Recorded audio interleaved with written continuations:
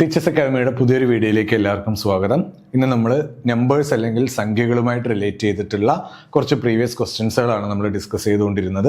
അതിൻ്റെ ബാക്കി നമുക്ക് കുറച്ച് ക്വസ്റ്റ്യൻസ് കൂടി ചെയ്യാനുണ്ട്, അത് നമുക്ക് നോക്കാം. ഓക്കെ, അപ്പോൾ നമ്മൾ നമ്പേഴ്സ്, ഭാജ്യസംഖ്യകൾ, ഡിവിസിബിലിറ്റി, അതുപോലെ അനകസംഖ്യ, ഘടകങ്ങളുടെ എണ്ണം കണ്ടുപിടിക്കുക, ഈ തരത്തിലുള്ള ചോദ്യങ്ങളെല്ലാം നമ്മൾ ചെയ്തതാണ്.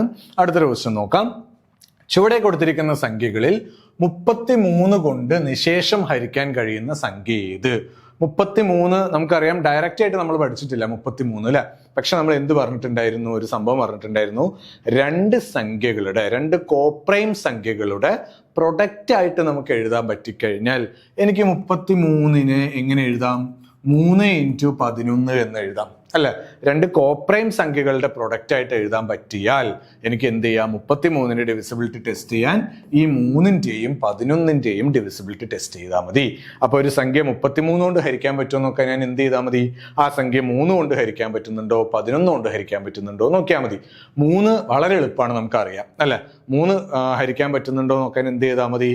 ആ സംഖ്യയിലെ അക്കങ്ങളുടെ തുക എന്ന് പറയുന്നത് 3ന്റെ ഗുണിതമാണോ എന്ന് നോക്കിയാൽ മതി. അപ്പൊ 3ന്റെ അല്ലെങ്കിൽ ഈ സംഖ്യയിൽ ഏതെങ്കിലും ഒന്ന് 3ന്റെ ഗുണിതം അല്ലെങ്കിൽ നമുക്ക് അത് അവിടെ തന്നെ ഒഴിവാക്കാം. 11ന്റെ ടെസ്റ്റ് ചെയ്യേണ്ട ആവശ്യമില്ല. റെഡി അല്ലേ? അപ്പൊ അത് ഏതൊക്കെ ഒഴിവാക്കാൻ പറ്റും നോക്കാം. ആദ്യത്തെ സംഖ്യയിലെ അക്കങ്ങളുടെ തുക എന്ന് വേഗം പറഞ്ഞേ. 4, 5, 9, 11, 17, 23, 27. റെഡി അല്ലേ? അപ്പൊ ആദ്യത്തേത് 3ന്റെ ഗുണിതമാണ്. ഓക്കെ അല്ലേ? അടുത്തത് 4, 4, 8, 10, 15, 20, 22. 22 എന്ന് പറയുന്നത് 3ന്റെ ഗുണിതമാണോ? അല്ല. അപ്പൊ ആ ഓപ്ഷൻ തന്നെ നമുക്ക് എന്ത് ചെയ്യാം? ക്യാൻസൽ ചെയ്യാം. റെഡി അല്ലേ? ഇതൊരിക്കലും ആൻസർ ആയിട്ട് വരില്ല, കാരണം 3ലും 11ലും പോണം സംഖ്യ. ഓക്കെ, അടുത്തത് 5, 1, 6, 5, 11, 15, 19, 28. 28 3ന്റെ ഗുണിതമാണോ? അല്ല. അപ്പം ഈ ഓപ്ഷൻ സിയും ആയിരിക്കില്ല. അടുത്തത് 3, 3, 6, 1, 7, 5, 12, 17, 18. 18 എന്താണ്? 3ന്റെ ഗുണിതമാണ്. ഓക്കെ, അപ്പോ ഓപ്ഷൻ എയോ ഓപ്ഷൻ ഡിയോ ആണ് നമ്മുടെ ആൻസർ. റെഡി അല്ലേ? ഇനി 11ന്റെ ഡിവിസിബിലിറ്റി ടെസ്റ്റ് ചെയ്യണം അല്ലെ. 11ന്റെ എങ്ങനെയായിരുന്നു നോക്കുക? എന്റെ സംഖ്യ 452, 664. റെഡി അല്ലേ?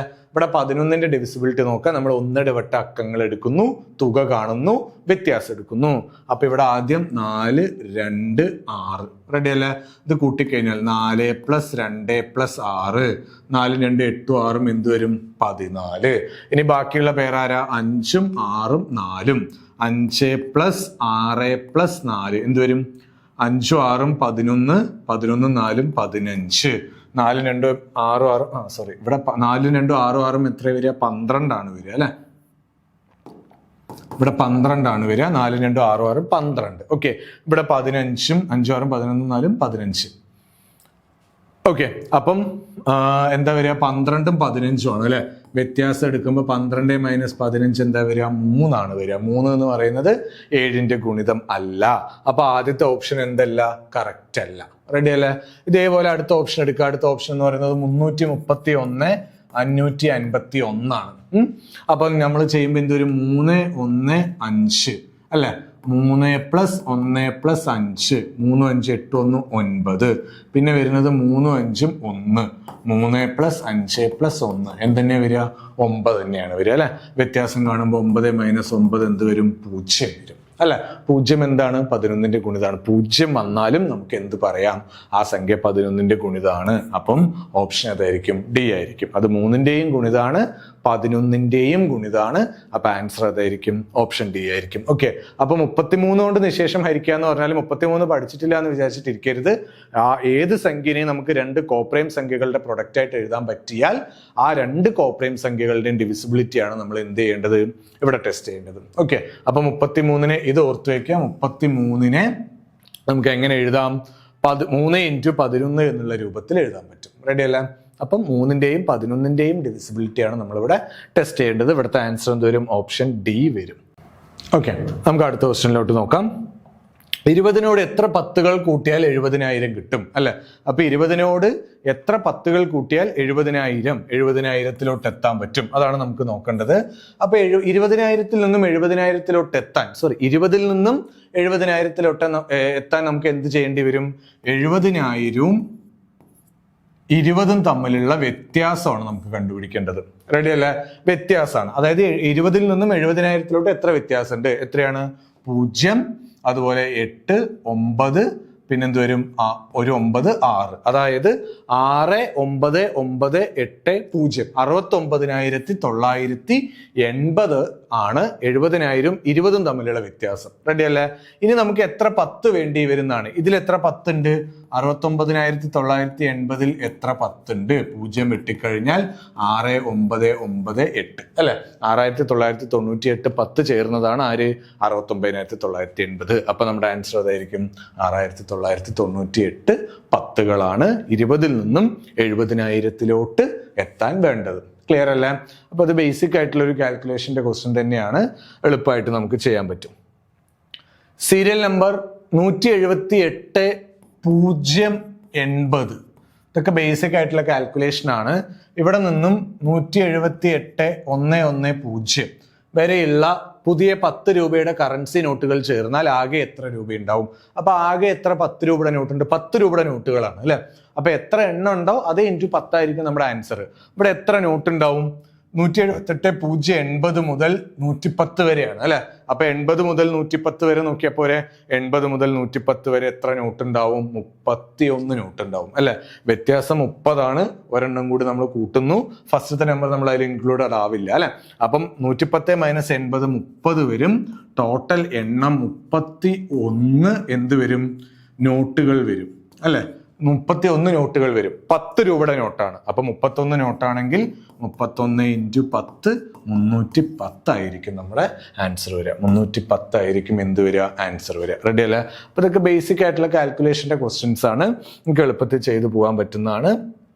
അടുത്ത ക്വസ്റ്റ്യൻ 64 എന്ന സംഖ്യയിൽ 6464 അല്ലെ? ഈ സംഖ്യയിൽ എത്ര 64 ഉണ്ട്? എത്ര 64 ഉണ്ട് എന്ന് പറഞ്ഞാൽ ഈ സംഖ്യനെ മൊത്തം 64 പേർക്ക് ഡിവൈഡ് ചെയ്ത് കഴിഞ്ഞാൽ ഒരാൾക്ക് എത്ര കിട്ടും? അതല്ലേ ചോദ്യം. അതായത് ഇതിന് എന്ത് ചെയ്താൽ മതി? 64 കൊണ്ട് ഹരിച്ചാൽ മതി. ഓക്കെ അല്ലെ? അപ്പൊ 6464നെ 64 കൊണ്ട് ഹരിച്ചാൽ നമുക്ക് എന്തായിരിക്കും ആൻസർ വരിക? 164 എന്ന് പറയുന്നത് 6400 ആണ്. പിന്നെ ഒരു 64 കൂടി ഉണ്ട് അല്ലെ? അപ്പൊ ഇതിനെ ഹരിച്ചു കഴിഞ്ഞാൽ നമുക്ക് കിട്ടുക 101 ആണ് വരിക.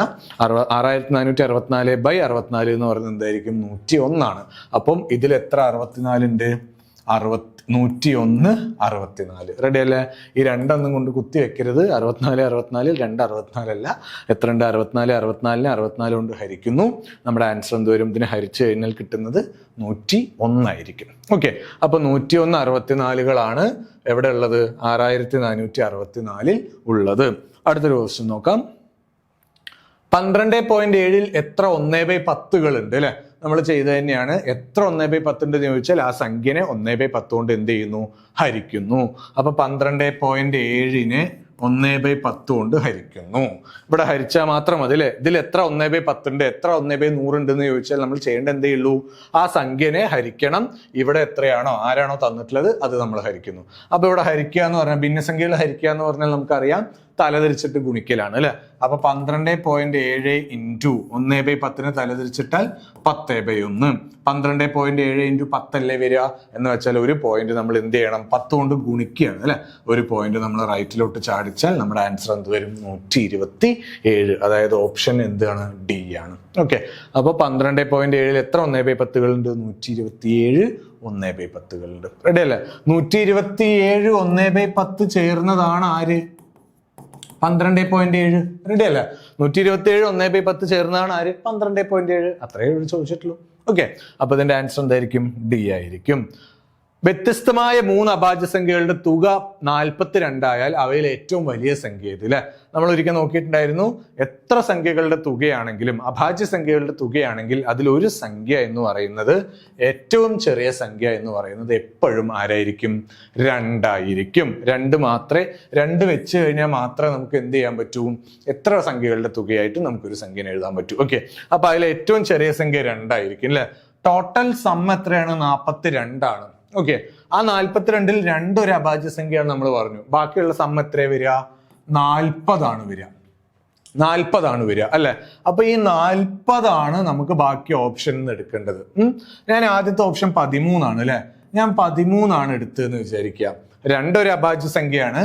ആ 2നോടൊപ്പം ഞാൻ 13 എടുത്തു. അപ്പൊ ഞാൻ ബാക്കി എത്ര വെക്കേണ്ടി വരും? ബാക്കി 40 എനിക്ക് വേണ്ടത്. 13 വെച്ചാൽ ബാക്കി ഞാൻ എത്ര വെക്കേണ്ടി വരും? 27 വെക്കേണ്ടി വരും. പക്ഷെ 27 എന്ന് പറയുന്ന അഭാജ്യമാണോ? അല്ല. അപ്പൊ എന്താണ്? 13 പറയുന്ന ഓപ്ഷൻ എനിക്ക് എടുക്കാൻ പറ്റില്ല. ക്ലിയർ ആണെന്ന് വിചാരിക്കുന്നു. ഏറ്റവും ചെറിയ സംഖ്യ ഞാൻ 2 എടുത്തു. ബാക്കി 13 ഞാൻ ഓപ്ഷനിൽ നിന്ന് എടുത്തതാണ്. ഫസ്റ്റത്തെ ഓപ്ഷൻ 13 എടുത്താൽ അടുത്ത സംഖ്യ 27 ആയിരിക്കും അല്ലെ? കൂട്ടിക്കഴിഞ്ഞാൽ ഇത് രണ്ടും കൂടി കൂട്ടിക്കഴിഞ്ഞാൽ എനിക്ക് എന്താ കിട്ടേണ്ടത്? 40 കിട്ടണം അല്ലെ? 27 എടുത്താൽ 27 എന്തല്ല? അഭാജ്യ സംഖ്യ അല്ല. അപ്പൊ എനിക്ക് 13 എടുക്കാൻ പറ്റില്ല. ബാക്കി 19 എടുത്തു എന്ന് വിചാരിക്കാം. 19 എടുത്തു. 19 എടുത്താൽ ഇവിടെ ഞാൻ എടുക്കേണ്ടി വരും ഏതാ? 21 അല്ലെ? 21ഉം 19 അല്ലെ? 40. പക്ഷേ എഗെയിൻ 21 എന്തല്ല? അഭാജ്യല്ല. അപ്പൊ 19ഉം എനിക്ക് എടുക്കാൻ പറ്റില്ല. ഓക്കെ, അടുത്ത ഞാൻ 37 എടുത്തു. 37 എടുത്താൽ ഇവിടെ ആര് വെക്കേണ്ടി വരും? 3 വെക്കേണ്ടി വരും. 3 എന്താണ്? അഭാജ്യാണ് അല്ലെ? 3 അഭാജ്യ സംഖ്യ ആണ്. റെഡി അല്ലേ? അപ്പൊ 2ഉം 3ഉം 37ഉമാണ് എൻ്റെ നമ്പറുകൾ. ഇനി ഇതിൽ ഏറ്റവും വലിയ സംഖ്യ ആരാണ്? 37. ആ 37 ആണ് നമ്മൾ ഇവിടെ എടുത്തിട്ടുള്ളത്. അപ്പൊ എൻ്റെ ആൻസർ എന്തായിരിക്കും? 37 ആയിരിക്കും. ഓക്കെ, ഇനി ഇത് നമുക്ക് വെക്കാൻ പറ്റില്ല. 31 വെച്ച് കഴിഞ്ഞാൽ അടുത്തത് 9 ആയിരിക്കും. 9 എന്തല്ല? പ്രൈം അല്ല. ഓക്കെ, സോ ഇവിടെ എന്തായിരിക്കും? വ്യത്യസ്തമായ 3 അഭാജ്യ സംഖ്യകളുടെ തുക 42 എന്ന് പറഞ്ഞാൽ ആ സംഖ്യകൾ ആരൊക്കെയാണ്? 2ഉം 3ഉം 37ഉം ആണ്. ഏറ്റവും വലിയ സംഖ്യ ആരാണ്? 37 ആണ്. റെഡി അല്ല? അപ്പം പ്രൈം നമ്പറായിട്ട് റിലേറ്റ് ചെയ്തിട്ടുള്ള ഒരു ക്വസ്റ്റ്യൻ ആണിത്. അടുത്തത് 3ന്റെ ഗുണിതമായ ഒരു സംഖ്യ അല്ലെ? 3ന്റെ ഗുണിതമായിട്ട് റിലേറ്റ് ചെയ്തിട്ടുള്ള ക്വസ്റ്റ്യൻ ആണ്. നമ്പർ ഇതാണ്: 2 5 1 1 3 6 7 2 0 8 M 2 1. ഇതിൽ എമ്മിന്റെ സ്ഥാനം അല്ലാത്തത് ഏത്? എമ്മിനെ സൂചിപ്പിക്കുന്ന അക്കം അല്ലാത്തത് ഏത്? ഓക്കെ, അപ്പൊ 3ന്റെ ഗുണിതാണെങ്കിൽ നമുക്ക് വേറെ ഒന്നും ചെയ്യാനില്ല. എന്താണ്? എല്ലാ അക്കങ്ങളും കൂടി കൂട്ടുന്നു, 3ന്റെ ഗുണിതാണ് നോക്കുന്നു അല്ലെ? അപ്പൊ എം ഒഴികെയുള്ള ബാക്കി എല്ലാം കൂടി വേഗം ഒന്ന് കൂട്ടി നോക്കിക്കേ. 2 5 7 8 9 12 18 25 27 35 37 38 അല്ലെ? 38 ആണ് എം ഒഴികെയുള്ള സംഖ്യകളുടെ അക്കങ്ങളുടെ തുക. പ്ലസ് എം കൂടി ഉണ്ട്. റെഡി അല്ലേ? അപ്പൊ എമ്മിന് സൂചിപ്പിക്കാൻ പറ്റാത്ത സംഖ്യയാണ്. അതായത് എമ്മിന് ഇവിടെ വാല്യൂ ഇട്ട് കൊടുത്തു കഴിഞ്ഞാൽ ആ കൂട്ടി കിട്ടുന്നത് 3ന്റെ ഗുണിതം ആവരുത്. ഓക്കെ, അപ്പൊ ആദ്യം ഞാൻ 5 ഇട്ട് കൊടുക്കുന്നു. 38നോടൊപ്പം 5 കൂട്ടിയാൽ എന്താ വരിക?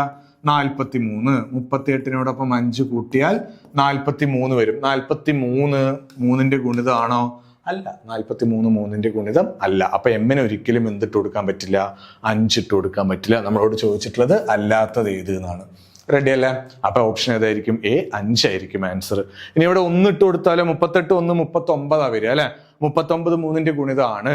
ഇനി 4 ഇട്ട് കൊടുത്താൽ 38 4 42 വരും. 42ഉം 3ന്റെ ഗുണിതമാണ്. 7 ഇട്ട് കൊടുത്താൽ 45 വരും. അതും എന്താണ്? 3ന്റെ ഗുണിതമാണ്. ഓക്കെ, അപ്പൊ നമ്മുടെ ആൻസർ ഏതായിരിക്കും? ഓപ്ഷൻ എ, 5 ആയിരിക്കും വരുന്നുണ്ടാവുക. റെഡി അല്ലേ? അപ്പൊ ഇതും ഗുണിതമായിട്ട് റിലേറ്റ് ചെയ്തിട്ടുള്ള, ഡിവിസിബിലിറ്റി ആയിട്ട് റിലേറ്റ് ചെയ്തിട്ടുള്ള ക്വസ്റ്റ്യൻ ആണ്. അടുത്തത് കാര്യമായിട്ട് എക്സ്പ്ലെയിൻ ചെയ്യാനൊന്നുമില്ല. രാമാനുജൻ സംഖ്യ അല്ലെ? Ramanujan number, which is Ramanujan number? Ramanujan സംഖ്യ എന്നറിയപ്പെടുന്ന ആരാണ്? 1729 ആണ്. ഓപ്ഷൻ സി ആണ്. ഓക്കെ, രാമാനുജൻ സംഖ്യ 1729 ആണ്. 14,013നെ 7 കൊണ്ട് ഹരിച്ചാൽ ശിഷ്ടം എത്ര? അപ്പൊ നമ്മുടെ നമ്പർ എന്ന് പറയുന്നത് 14,013 ആണ്.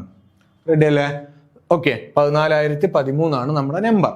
7 കൊണ്ട് ഹരിച്ചാൽ കിട്ടുന്ന ശിഷ്ടമാണ് നമ്മളോട് ചോദിച്ചിട്ടുള്ളത്. നമുക്ക് ഈ 14 കണ്ടാൽ തന്നെ നമുക്ക് അറിയണം 14 എന്ന് പറയുന്നത് എന്താണ്? 7ന്റെ ഗുണിതം അല്ലേ?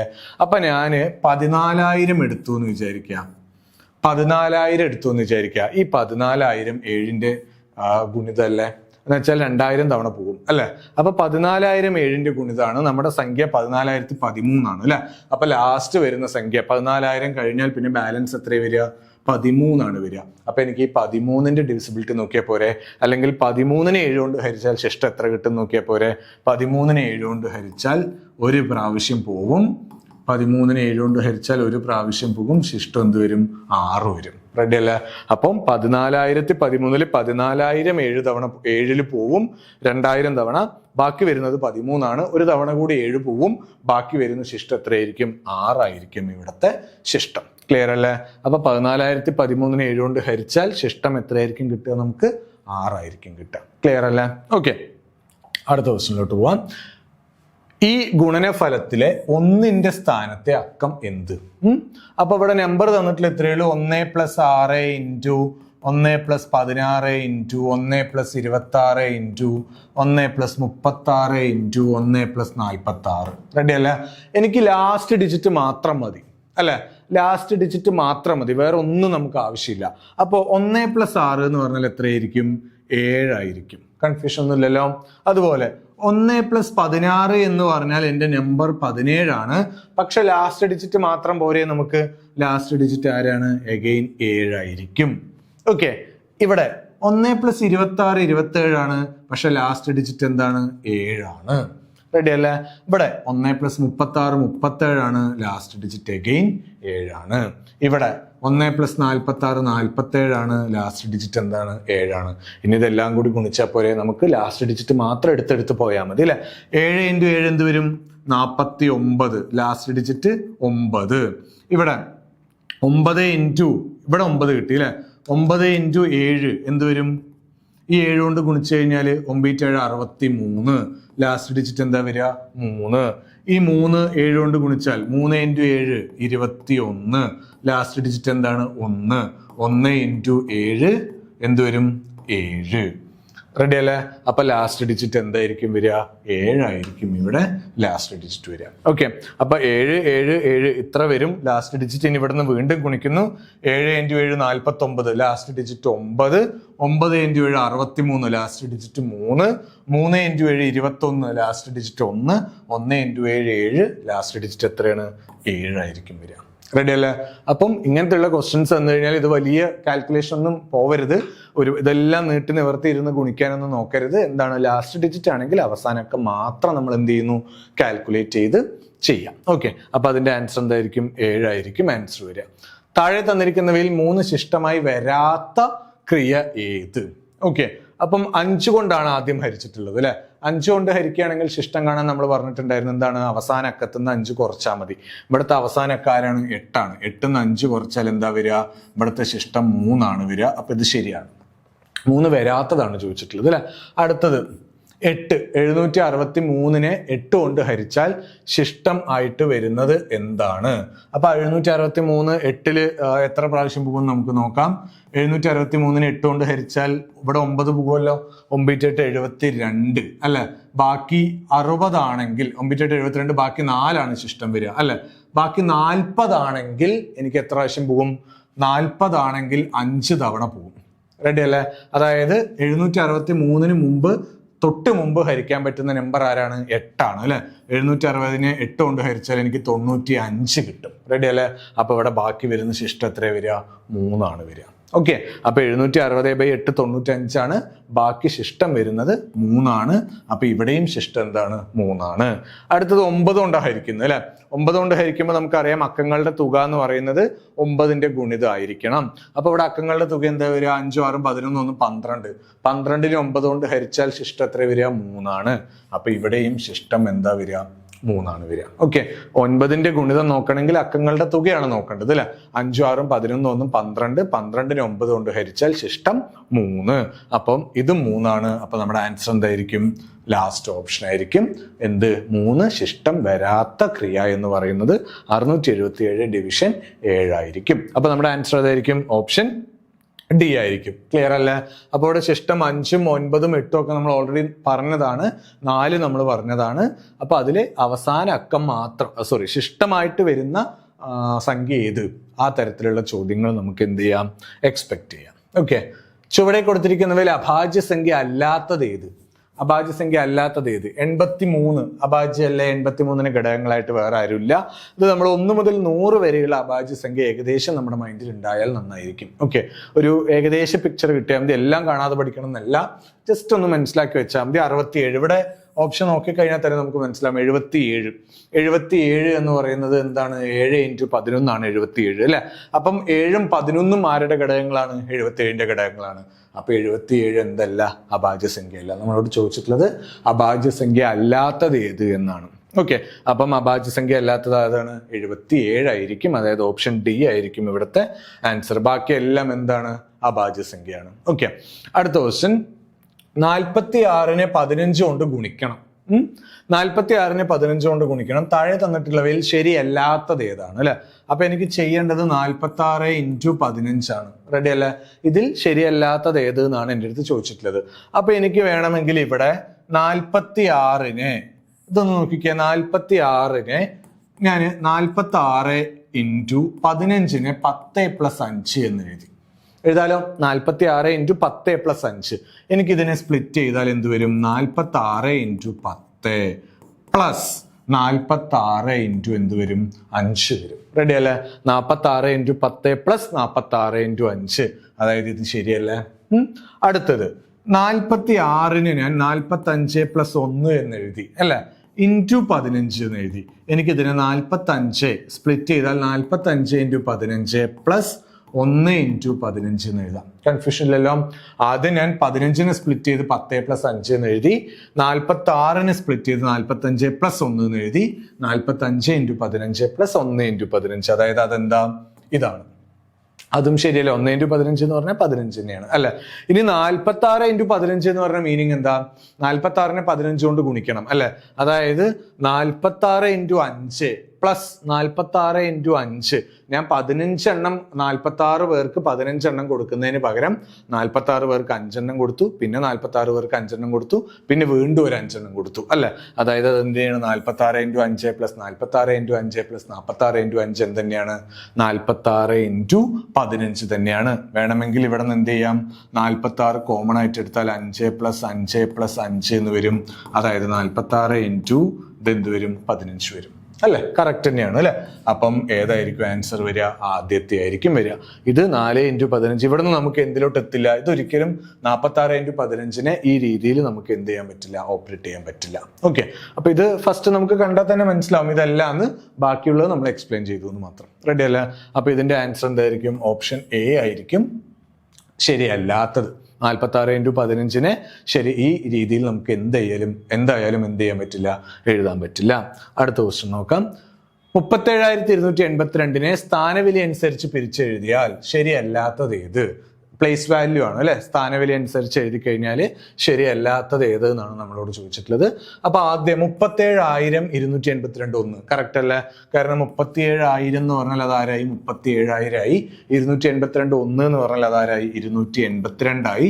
ടോട്ടൽ ചെയ്താൽ എനിക്ക് എന്ത് കിട്ടും? 37,282 കിട്ടും. ഓക്കെ, അടുത്തത് 37,000 ഇത് ശരിയാണ്. അപ്പൊ 37,282 ഒന്നുകൾ അതെന്തെന്നെയാണ്? 37,282 × 1, അതായത് 37,282. ഇവിടെ 3 10,000 എന്ന് പറഞ്ഞാൽ അതാരായി? 30,000 ആയി. 7,000 എന്ന് പറഞ്ഞാൽ എന്തായി? 7,000. 2 100 200. 8 10 80. 2 1 2 ആഡ് ചെയ്താൽ 2 8 2 7 3 37,282. അപ്പൊ ഇത് ശരിയല്ലേ? ഓക്കെ, അടുത്തത് 37,000 എന്ന് പറഞ്ഞാൽ 37,000. 28,100 എന്ന് പറഞ്ഞാൽ 28,100 എന്ന് പറഞ്ഞാൽ അതാരായി? 2,800 അല്ലെ? 2 1. ഓക്കെ, ആഡ് ചെയ്ത് കഴിഞ്ഞാൽ എനിക്ക് എന്താ കിട്ടുക? 2 0 8 9 3 39,802. അതാണ് നമ്മുടെ സംഖ്യ അല്ല. അപ്പൊ ഇതെന്തല്ല? ഇത് തെറ്റാണ്. അപ്പൊ ഇതാണ് എന്ത്? നമ്മുടെ ആൻസർ. ശരിയല്ലാത്തതാണ് ചോദിച്ചിട്ടുള്ളത് അല്ലെ? അപ്പം ആൻസർ അതായിരിക്കും 37,000 28,100 2 1. ഈ രീതിക്ക് നമുക്ക് എന്ത് ചെയ്യാൻ പറ്റില്ല? 37,282നെ പിരിച്ചെഴുതാൻ പറ്റില്ല. അപ്പൊ 37,282നെ ഈ 3 രീതിക്കും, ഈ ആദ്യത്തെ 3 രീതിക്കും പിരിച്ചെഴുതാം എന്ന് നമ്മൾ മനസ്സിലാക്കി വെക്കാം. ഓക്കെ, അപ്പം ഇതിന്റെ ആൻസർ എന്തായിരിക്കും? ഓപ്ഷൻ ഡി ആയിരിക്കും ഇതിന്റെ ആൻസർ. അടുത്തത് 36 കൊണ്ട് നിശേഷം ഹരിക്കാൻ കഴിയാത്ത, താഴെ കൊടുത്തിരിക്കുന്നതിൽ 36 കൊണ്ട് നിശേഷം ഹരിക്കാൻ കഴിയാത്ത സംഖ്യ ഏത്? ഓക്കെ, അപ്പൊ 36 കൊണ്ട് നിശേഷം ഹരിക്കുക എന്ന് പറഞ്ഞാൽ നമുക്കറിയാം ഡയറക്റ്റ് ആയിട്ട് നമ്മൾ പഠിച്ചിട്ടില്ല 36. പക്ഷെ 36നെ എങ്ങനെ എഴുതാം? 4 × 9 എന്ന് എഴുതാം. ഓക്കെ, അപ്പൊ 36ന് 4 × 9 എഴുതാം. അപ്പൊ ആ സംഖ്യ 4 കൊണ്ടും ഹരിക്കാൻ പറ്റണം, 9 കൊണ്ടും ഹരിക്കാൻ പറ്റണം അല്ലെ? അപ്പൊ 4 കൊണ്ട് ഹരിക്കുക എന്ന് പറഞ്ഞാൽ നമുക്ക് എളുപ്പം നോക്കാം. ഒരു സംഖ്യനെ 4 കൊണ്ട് ഹരിക്കണമെങ്കിൽ അതിന്റെ അവസാനത്തെ 2 അക്കങ്ങൾ എന്ത് ചെയ്യണം? 4 കൊണ്ട് ഹരിക്കാൻ പറ്റണം.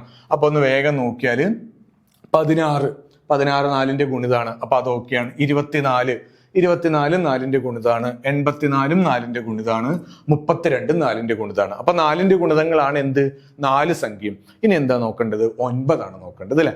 9 എന്ന് പറഞ്ഞാൽ നമുക്കറിയാം അക്കങ്ങളുടെ തുക 9ന്റെ ഗുണിതാണോ? അപ്പൊ ആദ്യത്തെ ഓപ്ഷൻ വേഗം നോക്കിക്കേ. 9 1 10 1 11 12 18. റെഡി അല്ലേ? അപ്പൊ അത് 9ന്റെ ഗുണിതാണ്. അപ്പൊ ഇത് 4ന്റെയും ഗുണിതാണ്, 9ന്റെയും ഗുണിതാണ്.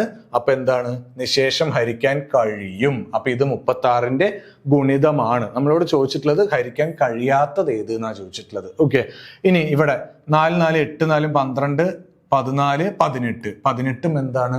9ന്റെ ഗുണിതാണ് അല്ലെ? അപ്പൊ ഇതിനെയും എനിക്ക് എന്ത് ചെയ്യാം? 9 കൊണ്ട് ഹരിക്കാം. അടുത്തത് 9 6 15 22 26 34 38 38 എന്ന് പറയുന്നത് 9ന്റെ ഗുണിതം അല്ല. അപ്പൊ എനിക്ക് എന്ത് ചെയ്യാൻ പറ്റില്ല? ഇത് സംഖ്യ 9ന്റെ ഗുണിതം അല്ല, 9ന്റെ ഗുണിതം അല്ല. അതുകൊണ്ട് എനിക്ക് എന്ത് പറയാം? ഈ സംഖ്യ 36ന്റെ ഗുണിതം അല്ല. 4ന്റെ ഗുണിതമാണ് നമുക്ക് നേരത്തെ കിട്ടി, പക്ഷെ 9ന്റെ ഗുണിതം അല്ല. അപ്പം ഈ 96 74 84 എന്ന് പറയുന്ന സംഖ്യ 36ന്റെ ഗുണിതം. നമ്മളോട് ചോദിച്ചിട്ടുള്ള എന്താ? ഹരിക്കാൻ കഴിയാത്ത സംഖ്യ ഏത് എന്നാണ് അല്ലെ? അപ്പൊ അതിന്റെ ആൻസർ എന്തായിരിക്കും? ഓപ്ഷൻ സി ആയിരിക്കും. ഓക്കെ, അടുത്തത് 7507.27. ഇതില് 7ന്റെ സ്ഥാനവിലകളുടെ തുക അല്ലെ? അപ്പൊ ഇവിടെ ദശാംശത്തിന് മുമ്പുള്ള സ്ഥാനവില നമുക്കറിയാം. ഈ 7ന്റെ സ്ഥാനവില എന്താണ്? 7 × 1 7 ആണ്. ഈ 7ന്റെ സ്ഥാനവില ഇവിടെ ഒറ്റ 10 100 1000. അപ്പൊ എന്ത് വരും? 7000. അതാണ് സ്ഥാനവില. ഇവിടത്തെ സ്ഥാനവില 7 × 1000 7000. ഇവിടെ 7 × 1 7. ഈ 7ന്റെ സ്ഥാനവില എന്താ വരിക? 7 × 1 ഇവിടെ 1/10, ഇവിടെ 1/100, അതായത് 1/100, അതായത് 7/100 വരും, അതായത് 0.07 അല്ലെ? അപ്പൊ നമ്മൾ 3 കൂടി ആഡ് ചെയ്യുന്ന സമയത്ത് 7000 + 7 എന്ത് വരും? 7007 + 0.07 7007.07. ആൻസർ എന്തായിരിക്കും? Option A 7007.07. അപ്പോൾ ഓരോ സംഖ്യകളുടെ 7ന്റെ സ്ഥാനവില കണ്ടുപിടിക്കേണ്ടത്. ഓരോ 7 എടുക്കുന്നു, അതിന്റെ പ്ലേസ് വാല്യൂ അല്ലെങ്കിൽ സ്ഥാനവില, പ്ലേസ് വാല്യൂ ആണ് അല്ലെ?